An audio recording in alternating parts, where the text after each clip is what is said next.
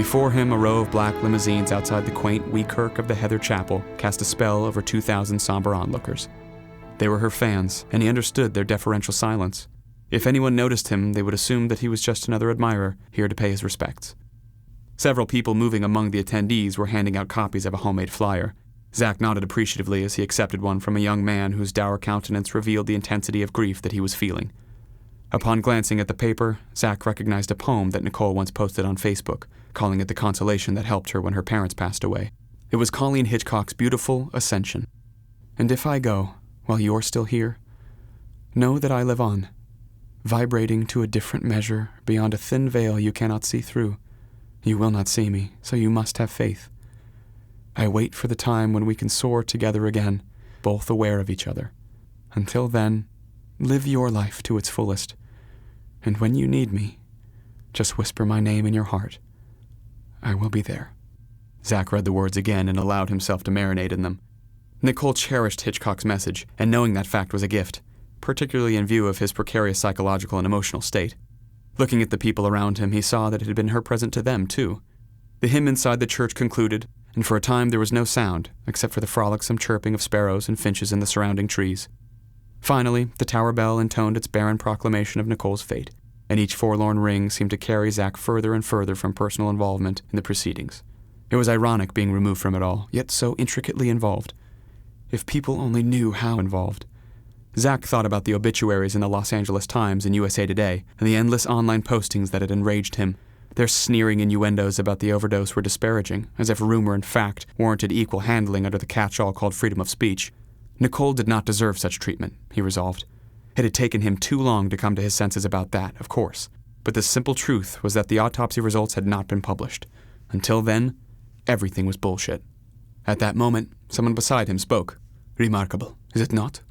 Zach turned to find a thick-set 50-year-old Hispanic man in a black cassock and white clerical collar gazing at the large gathering. I'm sorry, what? Zach asked. The impact one individual can have. It is inspiring, the priest continued as he offered his hand.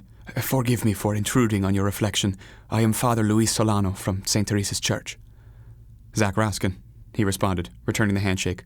Miss Branson's passing is an extraordinary event, Solano added as mourners emerged from the sanctuary. But of course you know that, he added pointedly, being more than a fan. The statement landed hard and Zach reacted more quickly than he intended. What do you mean? Your face speaks volumes, the priest stated simply. You and Miss Branson were close, were you not? Zach answered as convincingly as he could, but the priest's perception unnerved him. Actually, I didn't know her that long.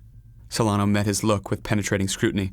And yet I detect something else, something much deeper, more than grief. No, grief pretty much sums it up, Zach said, hoping to end what was starting to feel like a cross-examination. Well, I've got to run. It was nice meeting you, Father. But Solano had more to say, which came more forcefully this time. Zach, I am not a conventional parish priest, he began, impeding Zach's departure. I see things that others do not. As the potential meaning of the words registered on Zach's face, Solano took the homemade flyer from his hand and wrote on it. Here's my number if you ever want to talk. Zach could no longer deal with the priest or the gloomy scene around him. All he could think about was getting out of Glendale and back on the freeway heading home.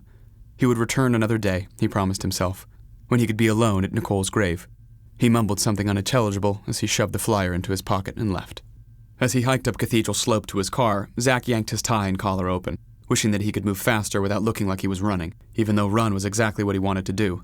Father Solano's words had upset him, to be sure. Unhappily, his getaway from Forest Lawn was hampered as he approached a young woman who seemed to be waiting for him. How anybody could have missed Sandy Phillips was another story.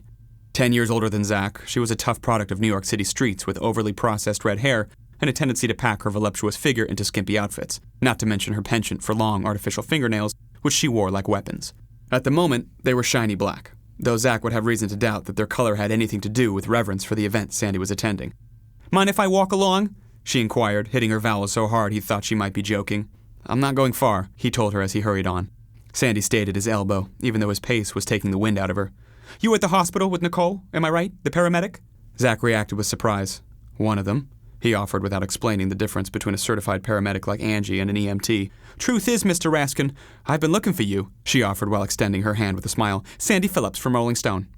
Still recovering from Father Solano's apparent ability to see into his soul, Zach tried to mask his panic over the idea of a national magazine finding out about Nicole and him and hounding him forever.